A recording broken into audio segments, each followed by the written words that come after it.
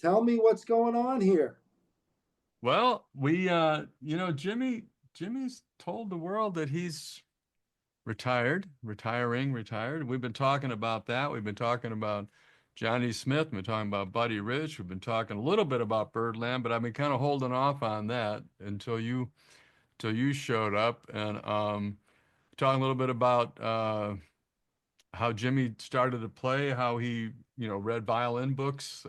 His parents were both that whole chestnut, as they say.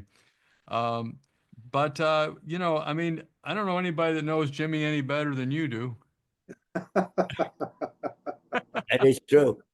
For better or for worse, Likewise. Frank, Likewise. you got him. So what we were talking about, I guess. Johnny Smith, just to bring you up to speed, you know how Johnny Smith reached a point where he knew that it was time to put the guitar under a bed.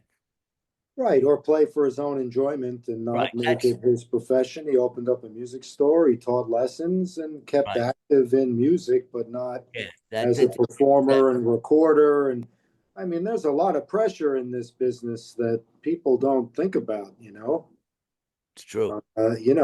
One gig is not just showing up and playing for an hour. There's a lot involved. Just practicing every day is a chore. It can feel like it. I still enjoy it sometimes, but it's tough. So a little history. I mean, many people know Jimmy and I from the Concord Jazz Collective and the Concord Records. And then we kind of lost touch, as many artists do, through years. And then I get a call from Jimmy Bruno one day in the year 2017. Hey, I heard you were in an accident. I said, yeah, how you doing? I just got out of a coma. I'm like, wow, we should make a record. Yeah. I'm not kidding. I was like, wow, I didn't know that. So it's like, when you have an accident, you kind of hear people's stories, and everyone has a story. I tell you, I didn't realize how lucky I had it. So anyway, and that was kind of, we said, let's go in the studio, meet halfway and play a little bit, Right. just to, instead of just having coffee and doing nothing, we might as well play some guitar and see if we could still play. And now those recordings are kind of, well viewed on YouTube, and we never sort of released it, and then that sort of got us back into it. Jimmy came to a camp I did in 2018, I believe. It was just sort of me getting back into the scene, and invited him to camp. He took a ride. I forget. I think Rick Goosenberg drove you, and you guys hung out for the day. And it was like, wow, this is great. Everybody knew who he was. And then the next year we said, hey, if you want to teach, let's do it. He said, okay, great. I'm in. Then Birdland came along, and the guy asked me to put together the guitar night because I told him I'm not touring. I'm retired. It's funny how when you go into retirement, everyone wants to hire you all of a sudden. So I committed to that, and I asked Jimmy, would you want to do it? He said, I don't know. And I say, come on, this and that. And I did. I really did the sales pitch on him. So, and he did it. And once they heard that Jimmy was in for guitar night, I mean, that changed the whole velocity of the support for guitar night from Birdland, because the guy who books the room for the last 35 years, the managing partner, knows more about jazz guitar than we do. And he was just so jacked up that then that was the beginning of guitar night. I don't think it would be a success like it is today if it wasn't for Jimmy, coming out of retirement, if you will. Do you ever retire from playing guitar? Not really. Sometimes physically it's tough. As we get older in age, the hands hurt, my shoulder hurts. It's tough to keep it going, as you know, Bob. So Yeah, I don't think it's a big deal. This retirement thing is not really a big deal. Jimmy will still be around, and probably doing some teaching. Maybe come to the camp, do the camp. That's I will be there in August. so I think retiring from performing and traveling is one thing, and then retiring from just forget about the guitar forever I Yeah. don't think that ever really Yeah. happens. Some people, I've seen them do it. I know one guy who got so mad at his wife for making him get a post office job instead of playing music, he burned all his guitars in a bonfire. That's not a good idea. Jeez. No, I was like, I'm No, not I'll kidding. never do that. So, I don't even want to know that guy. I just, yeah, I'm he actually, wasn't that good anyway. It makes it, I'm sort of yeah. glad he did that. I'm waiting on a new guitar from Wyatt Wilkie. It's halfway done. I should get Really? it. Yeah, about 2 or 3 months. I'm really looking forward to that. Yeah. To that. Well, what did, I mean, so many guys have said their version of the same thing. I play for free. You pay me to travel. Yeah, that's a good way to look at it. Yeah. That is I the love to play, that's my life. traveling is Even not. that though, go ahead, Jimmy. I'm sorry. It's not the when I first started to travel, the airlines, it was a big thing to fly on an airplane. Right. Now it's a drag because they don't want you to bring your guitar on the Oh, airplane. it's terrible. So I mean, that's a lot of stress. You Well, never know when you in the never know. 80s when we used to fly, for business and all that, like in the early 80s when I went to business, we would wear a sport coat, sometimes a tie to get on an airplane. Yes, yeah, people. That's right. I remember those days. Yeah, and there was a smoking section in the back too, Jimmy, That, which would have made you that's happy. yeah, I remember that. That Now it's smoke, that smoke never made it up that tube, to the front. I mean, I know. I'm Yeah, sure. sure it didn't. Now it's almost like not only do they not want the guitar on the plane, they don't want you on the plane. It's Incredible. yeah, it's not it's definitely not what it was. So Frank, you were saying something, and I lost it. Even the performing, the playing, yeah, we play for Oh, free, but there's a lot of pressure these days with performing oh yeah, simply because everything's recorded. Man, you can't get Yeah, away from it.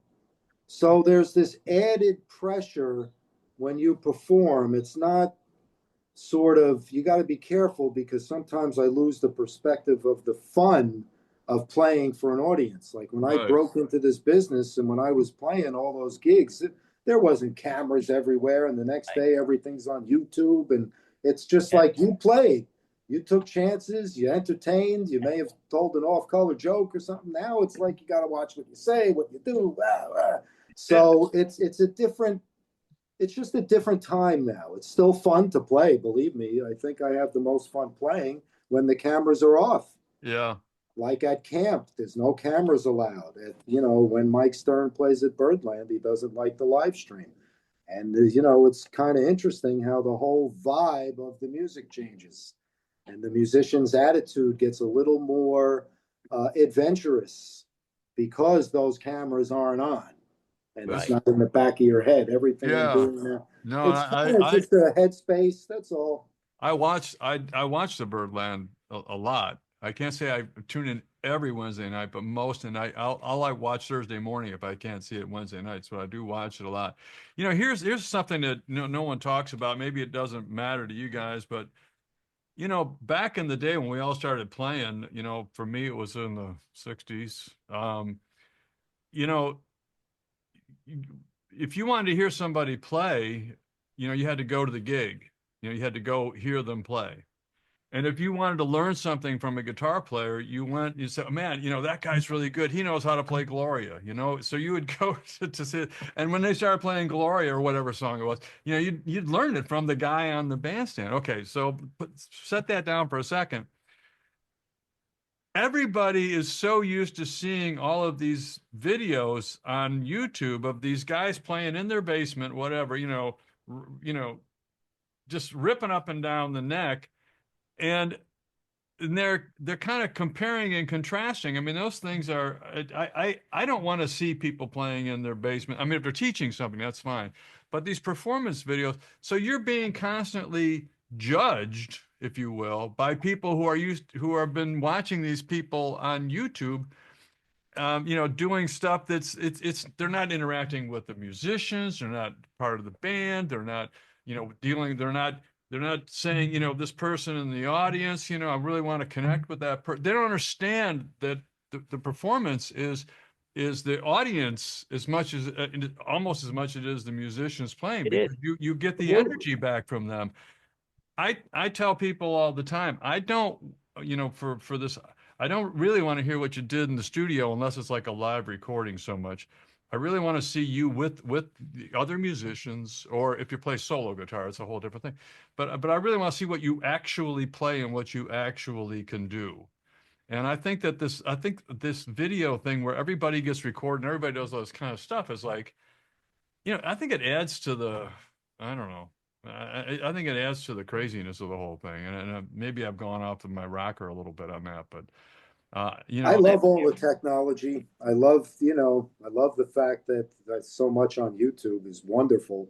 yeah, It's just a different headspace. So, again, when we get back to the word retirement, I think ever since Jimmy and I reconnected, he's sort of been in semi-retirement, meaning, you take the gigs that you want to do.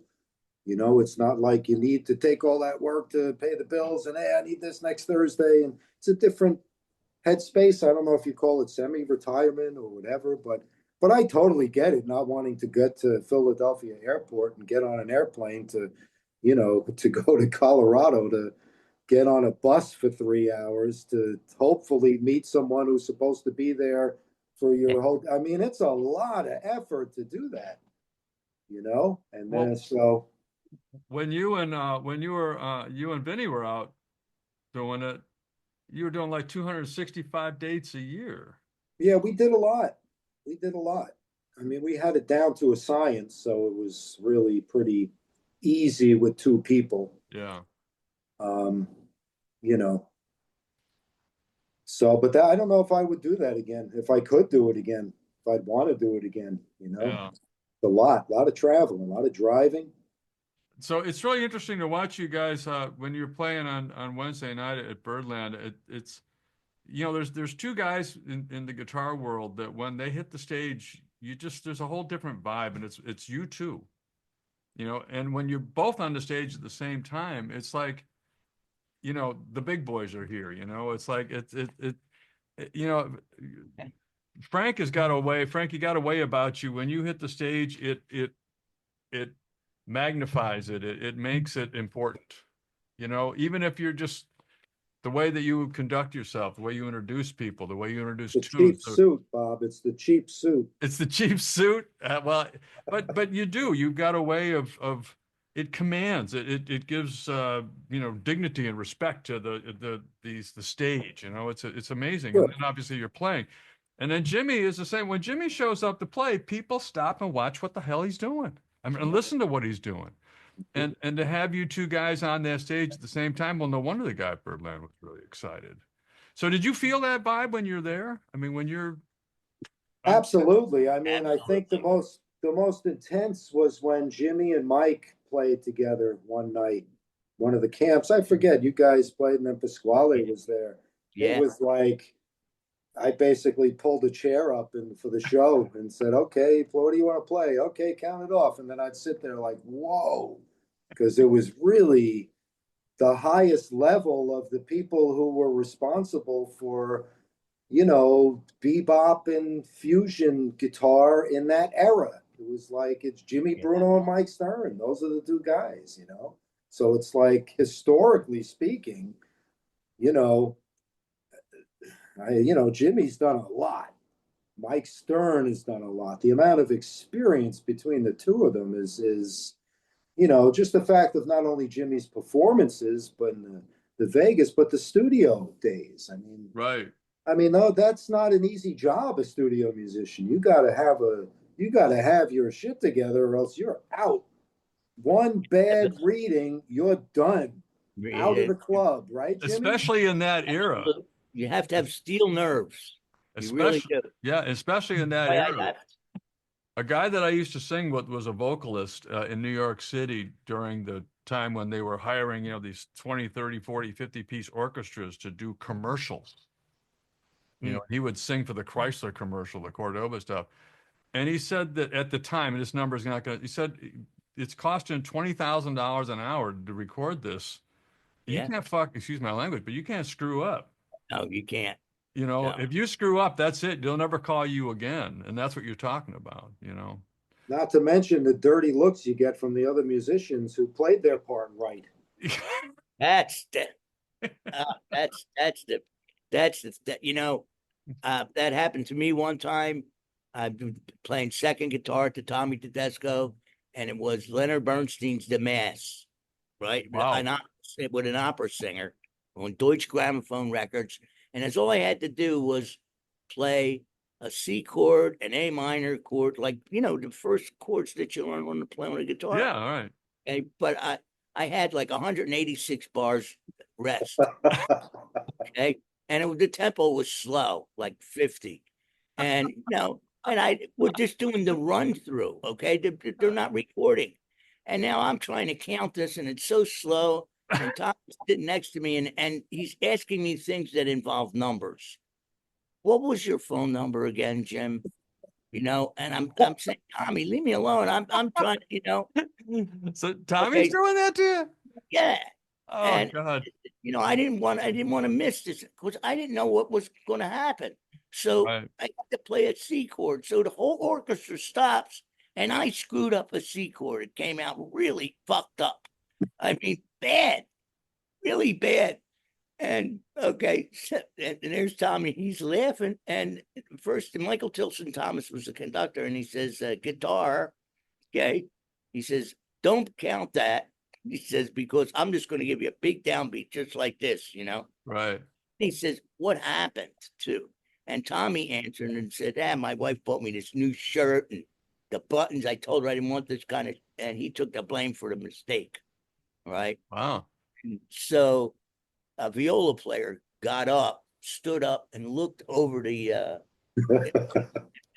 backing thing, the soundproofing. Yeah, right. Yeah. Sits down next to her stand partner and says, "Oh, it's some new fucking guy. We'll be here all day." That really gave me a lot of confidence to do it again. And I screwed it up again.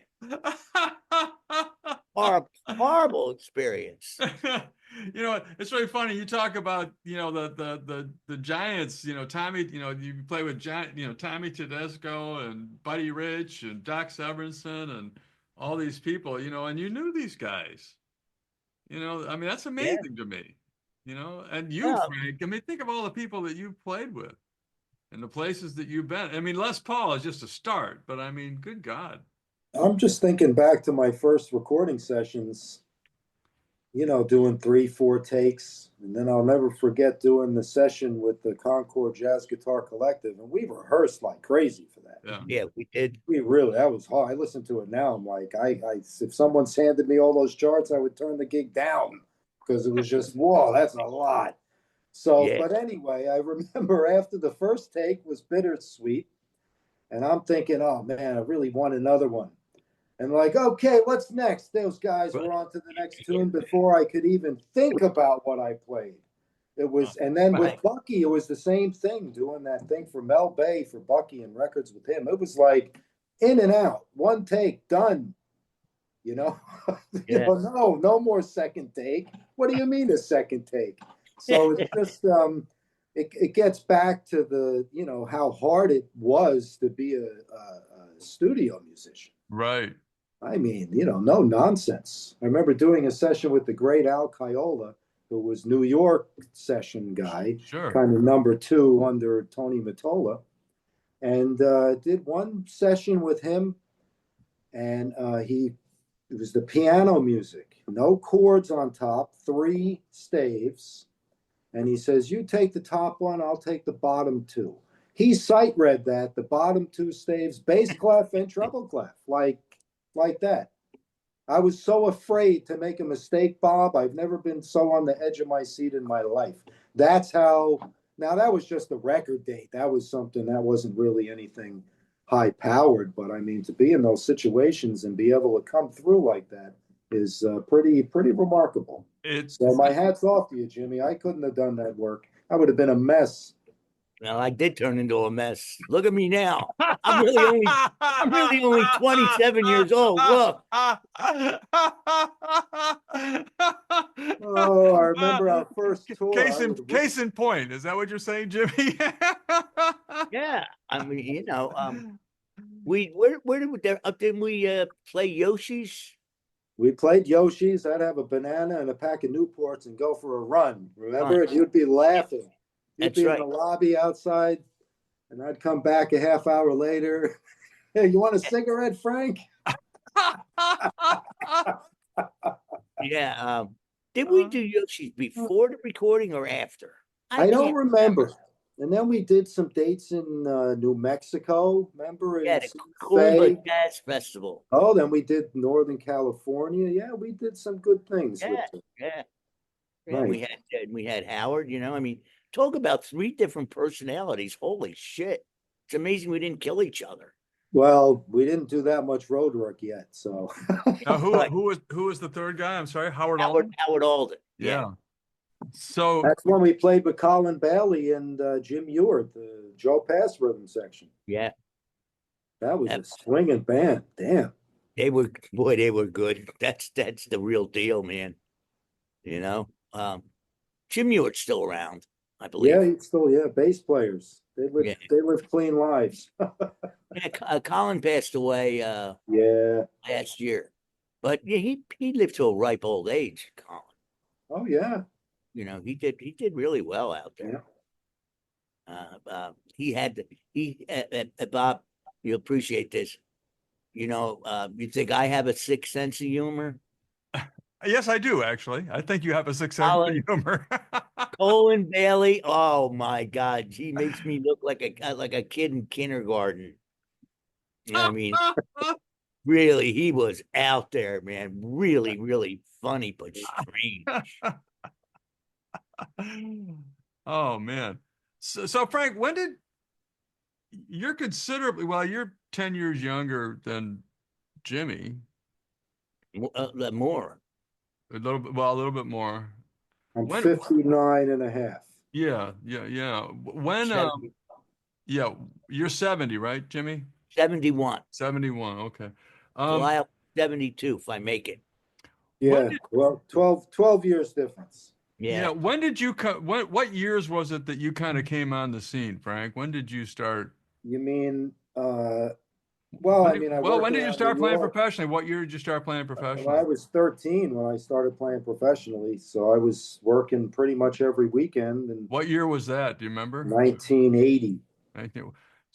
So what year? So I graduated 1984 high school, and I saved enough money to move out. And I actually graduated a half year early, doubled up on classes. I went to a music school during high school. Yeah. I got all my, music studying in there. Learned how to smoke pot in music school, I say. And you could smoke cigarettes in the classroom back then. You believe it or not, my teacher used to smoke. Yeah, I remember that. Right in the classroom. All it was ashtrays at the tables for the students. I'm like, this place is amazing. Bob, Frank got signed right before me on Concord Records. What year would that have been? That was 90. 90, I think so. Because we did after I got signed, when I went out there, I didn't meet Carl Jefferson until after the second record came out. Right. And then he had a little concert for his friends in an auditorium, and he was telling me all about Frank. Right. About how he got a standing ovation and all that stuff. And this is what he's telling me this before I went on. It's like, oh, Jesus Christ. That was with Colin Bailey, right? Or I did it with Colin and a bass player. I'm trying to remember who I played with. Like some school, right? Yeah. Flew us out to California. It was okay. They played okay. I don't remember who they were. Those were the days that if you got signed to like a Concord or a Telarc, there was a nice amount of work that came with the just being in the stable, of Concord players. Man, all of a sudden worldwide exposure, and it was really it was kind of the last days of record companies, if you will. Back when record labels were record labels. Right. That was and Ken Poplowski actually got me my record deal with Concord. Ken did? Yeah, Ken did. How about that? What year was it that I saw you at NAMM in the hallway, Frank? Oh, I don't remember that. Well, you Was as I sleeping in the hallway, it was or yeah, kind of? with a bottle of Cabana banana wine. Um, you were playing. It was a guitar trio, and I think it was with one of the guys from Pat Metheny's group. You were playing in the. It was a NAMM show.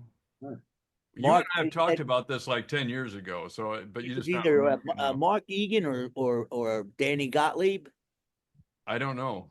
That was Oh, yes, you're that, right. Mark Egan Danny and Gottlieb. I played at the NAMM show for George Alessandro. We were both using his amps. It was yeah, Yeah, and wow. they had you in the atrium as you were walking in. Yeah, I remember that. That was after all the Concord years. Well, that was the first time I heard you play. Yeah, wow. Yeah. Do you remember what year that would have been? 90 something? 98, 99. No, it had to be well Oh, before that. This was in the 80s. no, it couldn't have been in the 80s. I didn't know George Alessandro then.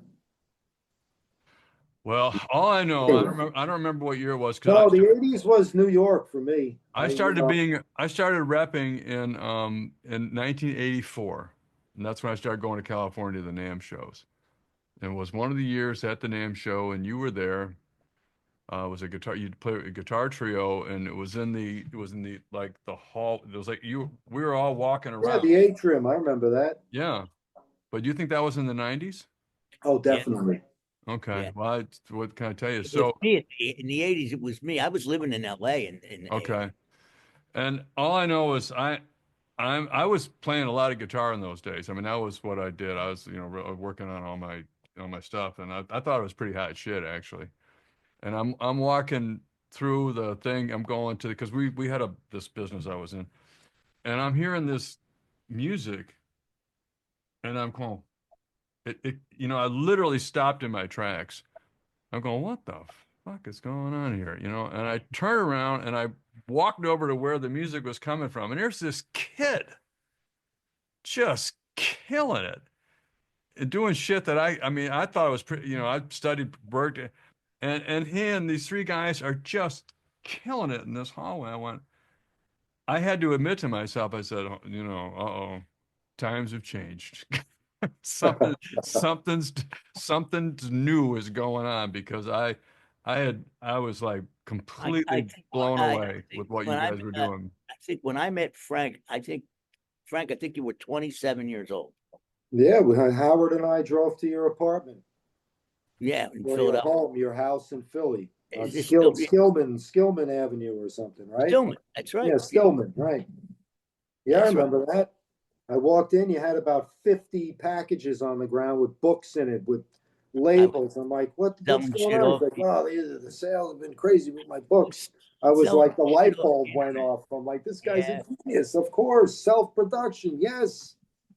Yeah, boy. And then you introduced me to Ed Benson. Oh yeah. Yeah, that's right. Yeah, I remember that in New York. You were there with that guitar show, and you introduced me to Ed Benson with the Guitar Magazine because you Yeah, were the first story that they did, right? yeah, I was the first You were one. the first jazz, right? The Yeah, first and just jazz guitar book, I met him through Bob Benedetto. You right? know, Another gem. I've been trying to get Ed used to live about a mile from me where I live right now when he lived in Atlanta, so I used to see him a lot. And he had little jam sessions at his house and everything. We were lived really close by, and then he moved down to Savannah.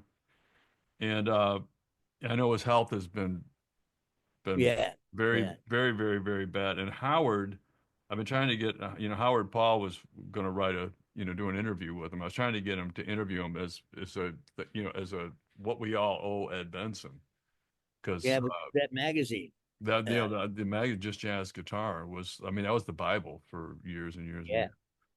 I wish Anyway, I had all them copies of I used to I I wish I had those magazines. There was so much good information in well, it. I gave all of mine to Georgia State University. I had the whole Oh, collection. I gave okay. them to Wow. put them in the library because that's where I went, Like study when jazz. we did the camp in Savannah, didn't we did see Ed Benson. He did come around, Yes, he did. Yeah, He right? was I there was every there. day. Yeah. I didn't That's right. see him. Yeah, I mean, I was there. we met him. I He didn't played in stay the one of the whole time. combos. He played in one of the combos. We Did put he him in a really? combo, so he had the time of his life. Wow. Yeah.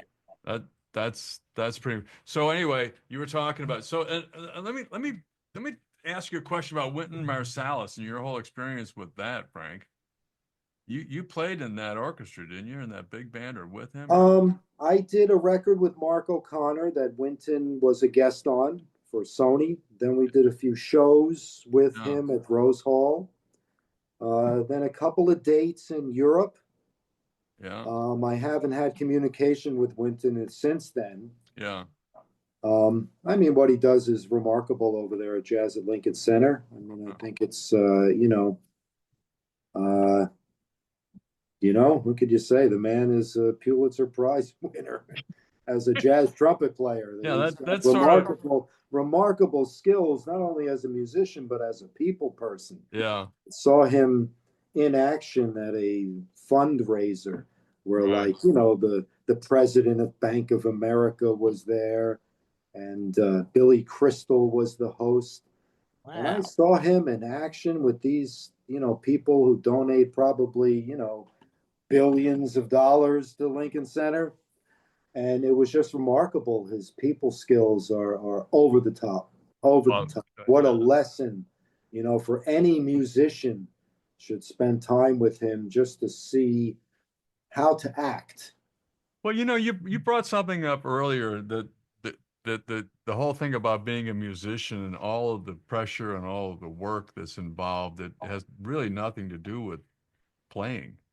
I'm saying, you remember earlier about half hour ago we were talking Yeah. about all that, and I think that's something that's lost on a lot of people. They don't really understand that, that you guys, I mean, you can't get to the level that both of you guys have gotten to without a whole lot of other skills to get along with people. Obviously, you got to know the music, you got to read the charts. We want to talk about that in a minute, but just, I told my kids, I said, there's two rules in being successful in the business. And one is solve problems and try not to be an asshole. In other words, get along with people. Yeah. And so solving problems is knowing your guitar, knowing your instrument, not creating problems for people and all that kind of stuff. What I got from Bucky was that you have to wear a suit Yeah. and a tie when Yeah. you get on stage. Yeah. That was a big thing to him, and a set list. Even if you didn't follow it, but you had to, that's what he cared about. What was that? What are we going to play? And where's your tie? If there's I picked him up without my suit on at his house. I couldn't go like this to a gig. You have to show up with your suit. Yeah, absolutely. That's right. It could be a drive to Boston, 5 hours away in your suit. When he showed up on the stage, and you see him get on a stage, you just feel like the president's there or the ambassador's there or whatever. Yeah. You feel like royalty. I did a gig with him in Connecticut. I think you might have been there, Frank. It was me, you, it was me, you, Howard Alden, and Bucky. Yeah. It was a yacht club in Connecticut, and the audience was really old. Yeah. And I took one of my neighbors wanted to come. Never went on the road, so he drove me. And so when he says, why do you got to get there at 5 o'clock or something? I says, well, we have to have a sound check. Okay. Then he saw the audience come in, right? And they had oxygen tanks, hearing aids. The audience was like 80 and above, right? And he says, why are you having a sound check? They can't hear. Look, I'm all there. Right. So I never saw Bucky laugh so hard. He's looking for me in between the shows, right? Yeah. We were about to go on. And he says to my friend Pancho, he says, go find Jimmy. He says, we got to get the set list together. And my friend says to Bucky, he says, he's outside signing colostomy bags. And he handed Bucky a felt pen and said, here, He says, "Don't use a ballpoint because it pops the bag." Oh, jeez. Oh no. Bucky laughed for like 20 minutes. He couldn't stop laughing. Yeah. That's Well, great. Frank, that's something that you definitely do. I don't think I've ever seen you at a show without a suit on. Well, yeah. I mean, it's kind of goes with the music, I Yeah. think. Yeah. I mean, I mean, with the exception of Les Paul, he was a dress down kind of Yeah. guy. But otherwise, it's been, tuxedo and suit. I mean, the modern Yeah. jazz quartet dressed in tuxedos. They had the same suits when they would play. Something to be said for that, It's Ab respect for the audience. I mean, plus I absolutely. feel like I'm going to work when I put my suit on. That's another thing. I Little knew preparation. I knew a guy that used to work from home in the 90s. Now that was unheard of, but he was remote at home. And his office was in his basement, and he would dress in a suit and tie to go in and sit in his office by himself. Right. That's the God truth. I said, why do you do that? You could be down here in your sweats. He said, because I don't feel like I'm working. I don't feel like I'm in the office. The owner of Birdland, I mean, it's real important for him that you dress properly to play there. Yeah, You know, think about this for a minute. All of the famous blues players wore suits when they performed. Three Or chord, had an outfit. Even Stevie Ray would have yeah, his thing, three chord blues. I Right. mean, it's a whole different skill set. I'm not putting it down, but BB King, Albert King, all those guys, they all dressed to the nines, and the orchestra and the band always was dressed to the nines when yeah. they played. Correct. James Brown, same thing. I mean, these guys, when you played, you dressed, you looked like something, on that stage. My last night in Las Vegas, I was working for the Osmonds, and I got so sick of putting a tuxedo on and a bow tie, to play, Yeah. 6, 7 nights a week. So my last night in Las Vegas, after I was done, I don't know who I was at the Hilton.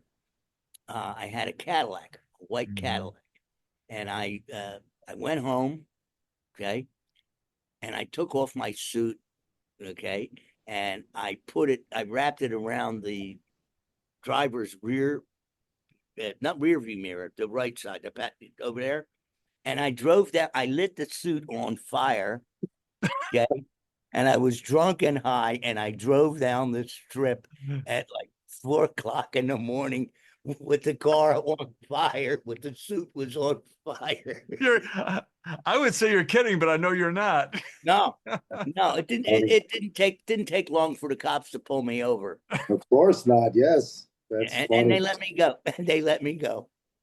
Unbelievable. So That's come on, free nothing. lift. For We'll drive you Vegas, home. that's nothing. We'll Yeah. drive you home. And I had pot in my pocket, and the cop says, "What's in your pocket?" I said, "It's my pot." Okay. I thought I'm going to jail. He did. He got another car. Okay, left my car at the Hilton, and they drove me home. And then when I got out of the car, the cop says to me, "Wait, you forgot your pot," and he gave it back. Oh no. Yes, yes. Oh my God. Well, that was Different times. Yeah. yeah, Well, late yeah. I mean, '70s. now it's legal in a lot of Yeah, places, it's and it bizarre. doesn't much matter. Right. It's So bizarre. Jimmy, in all the years that you've Yeah. been performing and playing, what uh, what do you want people to think about you? What do you how do you I don't want to say how do you want to be remembered because you're a long way from that, but what's the Jimmy Bruno legacy and I Well, mean, I don't know. I think I'm allergic to bullshit.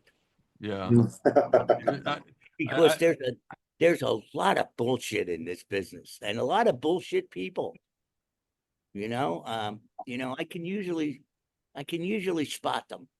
You yeah. know, and Yeah. I think I taught a lot of people how to play. You Oh, know, absolutely. that's important, and I'll continue to teach it as long as I can. Yeah. I do enjoy it, and I like right now. I playing in the house for me. Yeah. You know, I think that one of the things that we discover about you, a lot of people maybe know, and but is how tied to the classics that you are, and how much that informs your musical, knowledge and all that, and how important it is to be able to read. And Oh, you got to know how to read. you Yeah. said that to me. We were talking about. We won't name the guitar player that we were talking about. He said the guy won't learn to read, and he pissed you off. And we're not going to mention any names, but yeah, I Well, mean, yeah, because you're breaking into a business where if you don't know how to read music as a musician, it's going to take away like 80% of the work opportunity that Work. you can have, in my yeah, opinion. No, I agree. I mean, Even reading a chart, a simple lead sheet someone yeah. sends you, you got to be able to at least read a little bit. In you theory, know, what do you guys, where do you guys stand on music theory? well, it's not what they teach in academia. Yeah, True. I think every teacher, you know, a lot of things that one of the things that I learned from the camp is that we're not always teaching, so right, um, I would go into other guys' classrooms and right, and see what they were saying, right, and everybody had a different approach to how to teach and different approaches of theory, right. you know, and it's not so much. I don't even think theory is the right word. It seems that everybody sees a visual thing on the instrument, Yeah, and that's a good point. everybody's picture of it is different. Right. I mean, Frank has a way to, he can get people to play a chord solo in like 10 minutes. We'll play a chord and then move up, go down a fret, put some rhythm to it, you know. Uh, I have these fingerings that I adhere I to. have your book, The Six Yeah, Fingerings. It's in the yeah. other room. There's also, I listen to Dave Stryker. I You love know, Dave. I Yeah. think he's a very good teacher. He's very well spoken. Hmm. Rodney Green, I got to, I know Rodney a long time, but Hmm. most of the time you know these people, you heard their music, a couple times you got to play with them, but you Right. don't get a chance to see somebody teach. And Rodney had a whole other different way, Right. you know. It's just it's amazing. But one thing that I noticed, there's always a visual aspect to it, the way somebody sees the guitar. Right. Joe Pass he called it grips. Yeah. Would play a chord and then play a line around the chord. Right. Tal Carlos saw boxes. This is a D minor 7 box. And he would, Right. of course, once they played, it was like, geez, you mean to tell me you could play all that hip shit because you see a box there?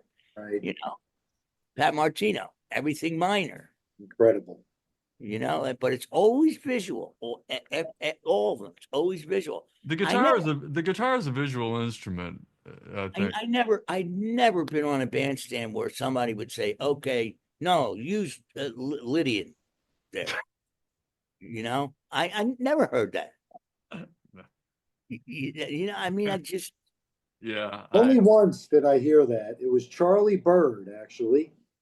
And it was the end of the song, the one that never resolves, Corcovado. Yeah. oh yes, He yeah, liked to go to a C minor at the end of the form to make it a 32 measure form, which I thought was pretty cool.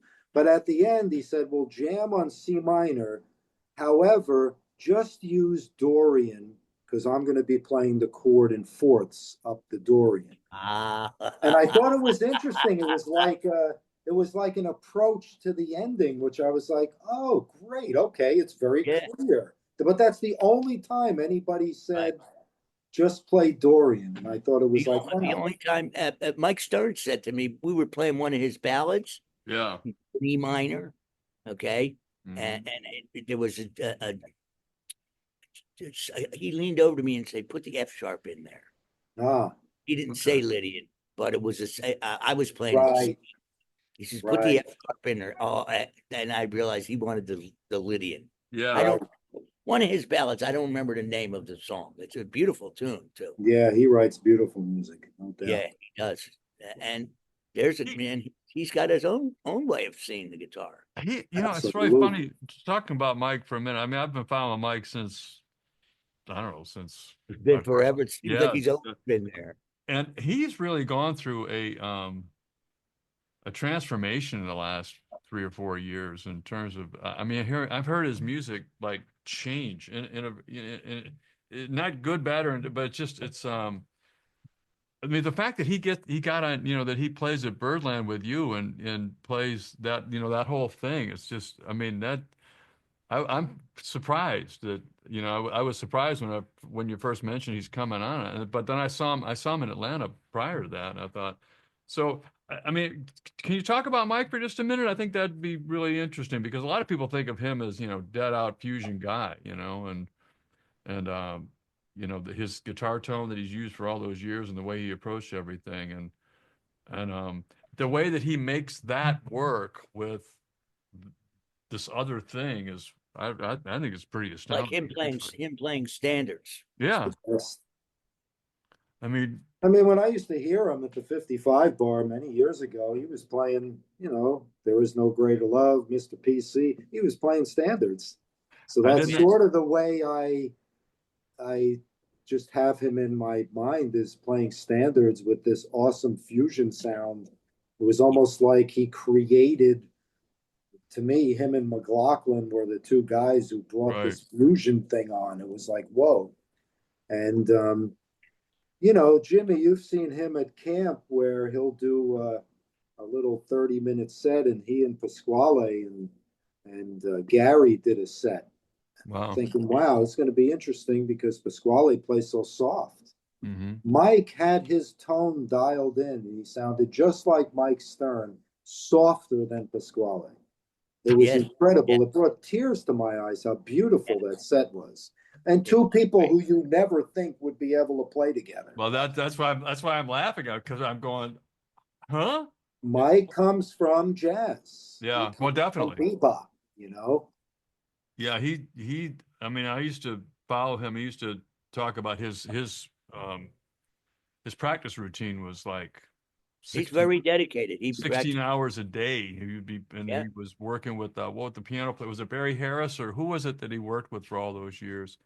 Who, Pasquale? No, I'm talking about Mike. Mike? I'm not sure. It was he was working with somebody for, and my memory's not what it used to be, that's for sure. But I know that Pasquale came over from Italy to study with Barry Harris. I know he's been doing that since he was like 6 or 7 years old or something like that. I mean, that's the guy to keep an eye on. It's Pasquale Grasso. I think he's one of the finest guitarists I've ever heard. Oh, absolutely. He's the next level of jazz guitar. Right. Absolutely. I mean, it's like, it was so much fun out in Colorado. So there's you and Pasquale, and I can't remember who else was sitting there. And, I'm watching you guys play, and I'm literally sitting 2 feet away from both of you because we were in the hallway. I mean, out in Colorado, the Rocky Mountain Archtop Festival. I mean, folks, if you haven't been there, next time they have one, get your ass out there. But we're in the hallway, and there's two of the greats, playing in the hallway, and people are kind of trying not to walk through you, but and you're standing like 2 feet away, and you're hearing, Frank Vignola and Pasquale Grasso go at it. And I mean, go at it, and there's no one's worried about the frickin' cameras that we were talking about earlier, and just playing interesting stuff. I mean, Frank, that's freaking awesome. So I love what you guys were doing. I love what Pasquale is doing. And I totally agree with you. I think he's the kind of the new, he's definitely moving the cheese, if you will, moving things forward. Yeah, absolutely. So it's really, really great.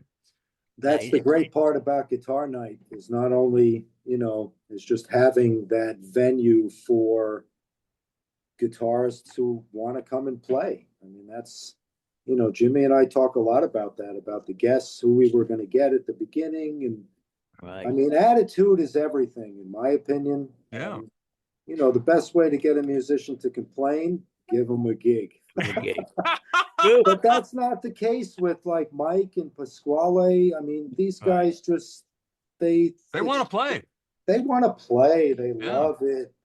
They just love the guitar. And in the same year, within months, Jimmy and I and Mike had horrific accidents. Mike Yeah. fell, going for a cab and broke both his shoulders, and he has no feeling in his right hand. He has to use hair glue to put his pick in. So when you say you see a transformation, a lot of it is I think that just getting back his strength to play, because he is playing unbelievable. So I think,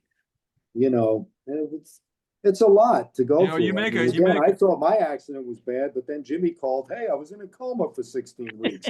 And then Mike's like, oh, I fell and broke both my hands. I can't feel anything. I'm like, wow, I'm not so bad after all.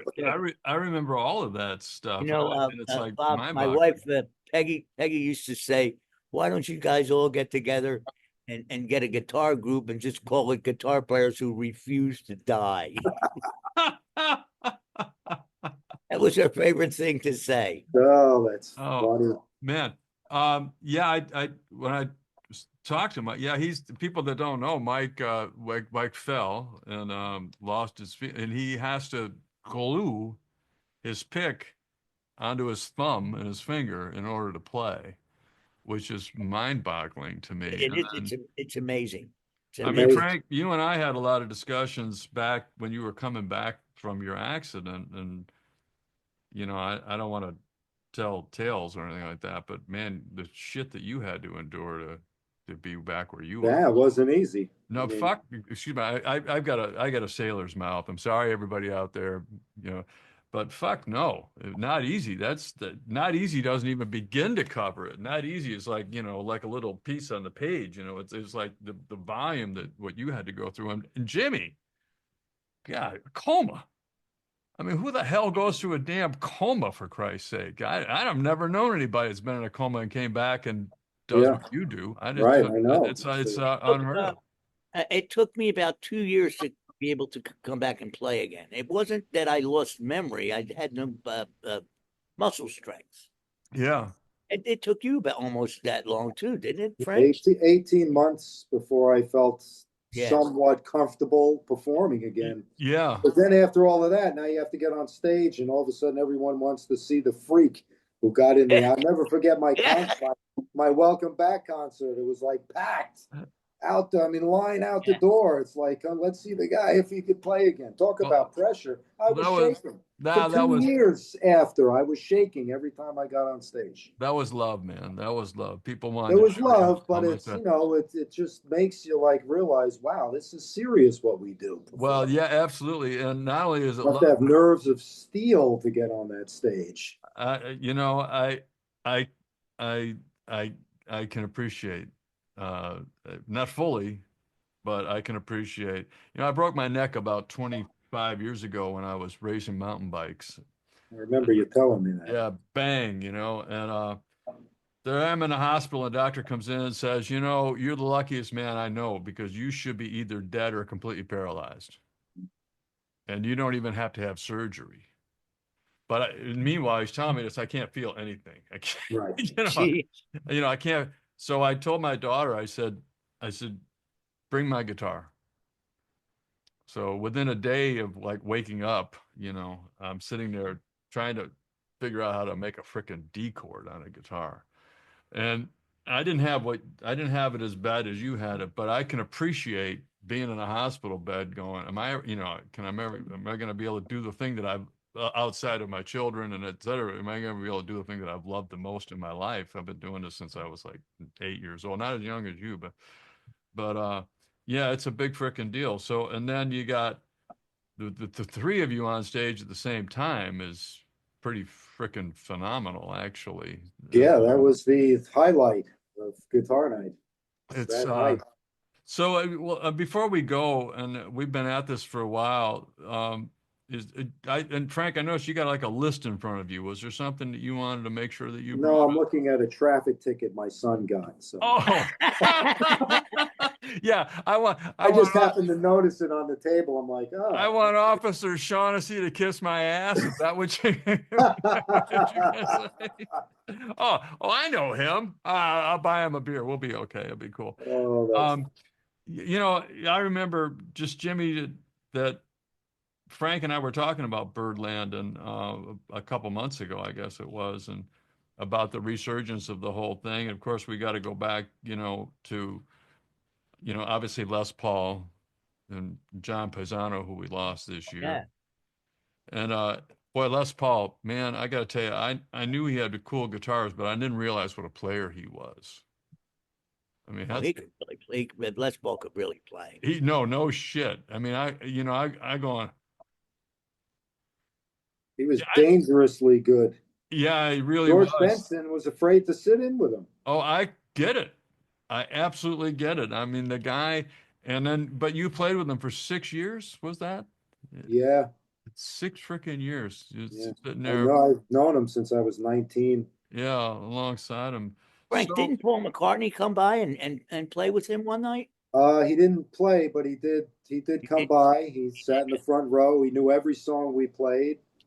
Right. And Les introduced him, and he told the story of Paul, of he and John's first gig in the pub in England. And Right. the owner of the pub told him, "I'll hire you if you play Les Paul and Mary Ford songs." How about that? Isn't that great? I mean, talk about class. That Yeah. guy was dripping with class. Out Everybody of say all that. the stars that came in to see Les, the rock stars and all that, by far Paul McCartney was the most normal too. Yeah. Like, he's like, "Hi, I'm Paul." He comes up to me. Everyone else is like, you Wow. have to go up to them. "Hey, Slash, my name's Frank," that kind of thing. Right. Yeah. But he was like totally normal dude. It was like, wow, how cool. That is really, that is something. I would love to meet him one day. Really would. But he's Yeah. the biggest rock star ever, as far as I'm concerned. Yeah, as far as I'm concerned too. As far as I'm concerned, And Ringo's still around. oh, Ringo's still around, and I love it. He's in his 80s. I read an interview. I just saw that. Yeah, 82, 84, I think. I think he's 84. I could Google it here. Well, where I was going with this is that when Frank got asked to do this thing, we talked about this a little bit earlier.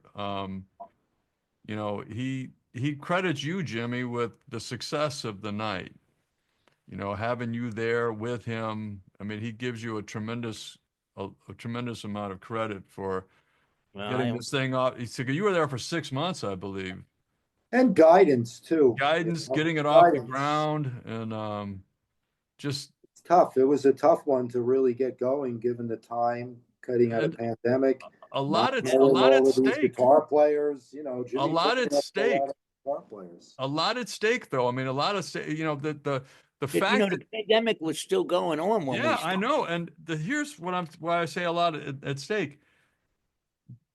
The world of jazz guitar got a real kick in the right way when Birdland succeeded. Yeah, it did. It got a real kick in the pants in a good way. And when Birdland succeeded, and a major club, and if not a major club, maybe the major club in the world, puts on a guitar night, and not only is it successful, it is wildly successful. It does the well. Rest, it's like professional golf. Everybody that plays professional golf owes Tiger Woods a lot of money because he raised the bar for everybody. And what you guys did for Birdland, or at Birdland, I should say. So people owe us money, Jimmy. That's what Bob's saying. That's what I'm saying. Just like they owe Tiger money. Start sending those invoices out. I'm telling you, but what you guys have done for the genre of jazz guitar is incredible. It's right up there with Just Jazz Guitar Magazine, with Ed Benson. I mean, it's not bigger because it's to the public. It's to the public because people come. It's a destination now. It is a destination. People that don't play the guitar show up because they know that's where they need to be to check out cool shit.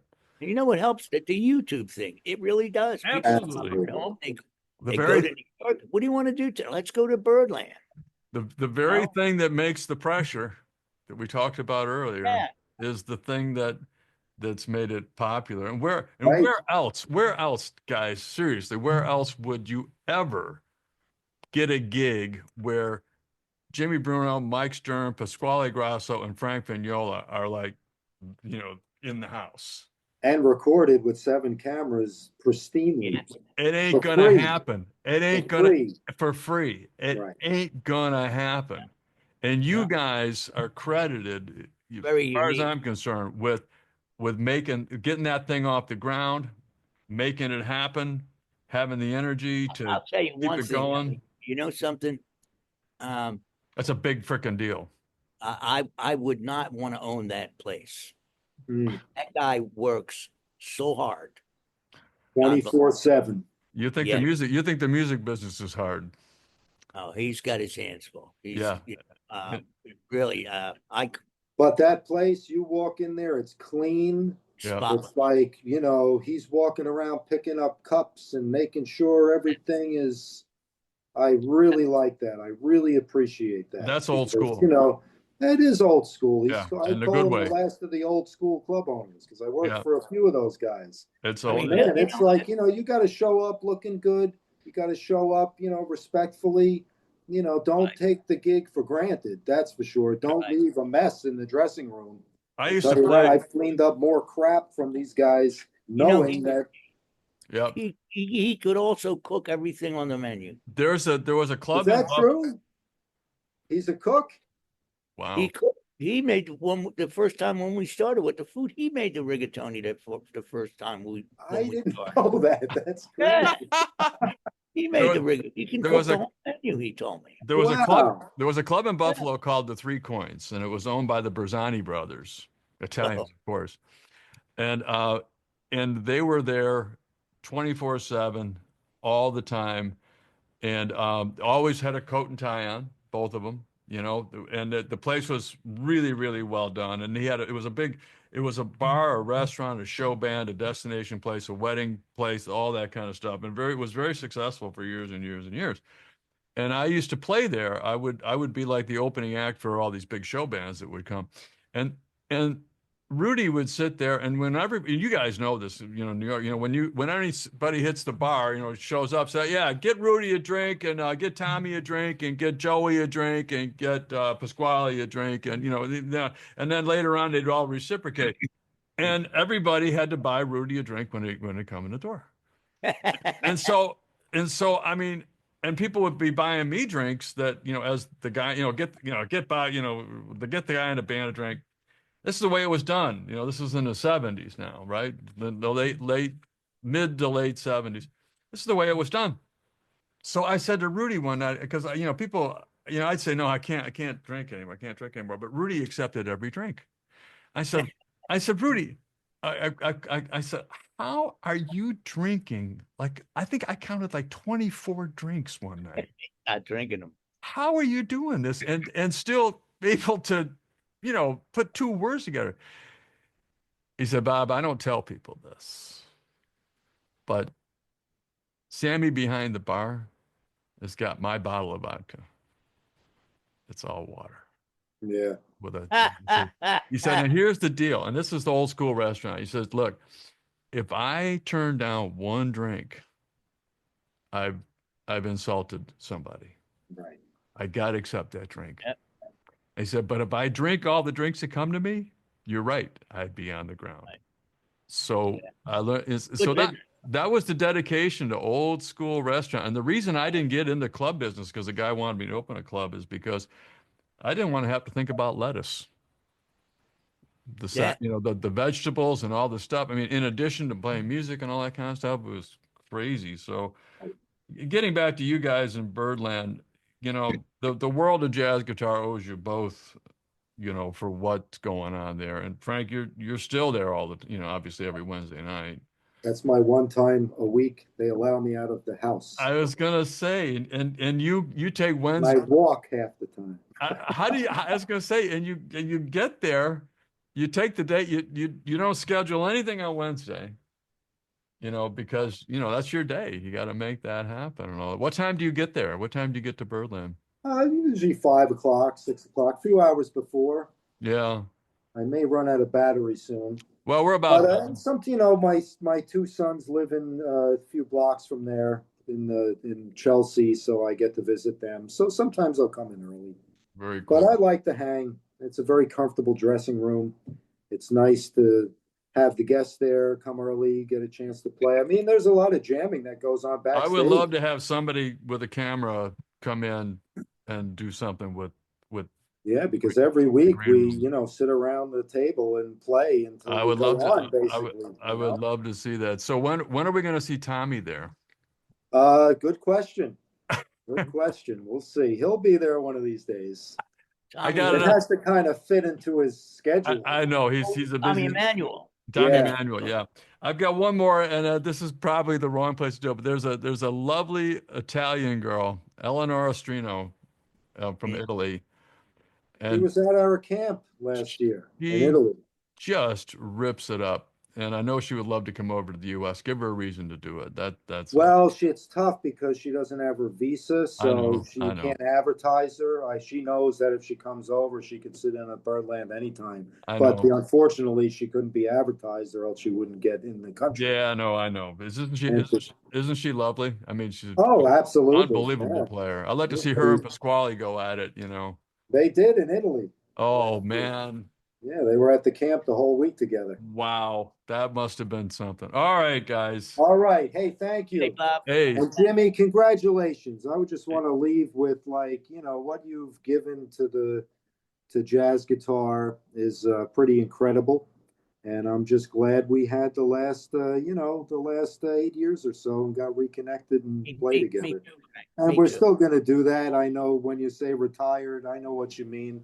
Yeah. Everybody makes a big deal of it, but you'll see Jimmy sitting in at Birdland playing a tune or two, I'm sure. Yeah. I'm probably When you good. say retire, it doesn't mean he's throwing his guitar away. It just means, enough's enough. No more pressure.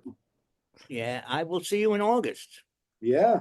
well, between you two guys, I think you inspired more jazz guitar players than anybody on the planet. I Good. mean, Well, that's good. We yeah, got to keep it going. All yeah. 7 of them. Well, this is Bob Bakert with Frank Vignola and Jimmy Bruno.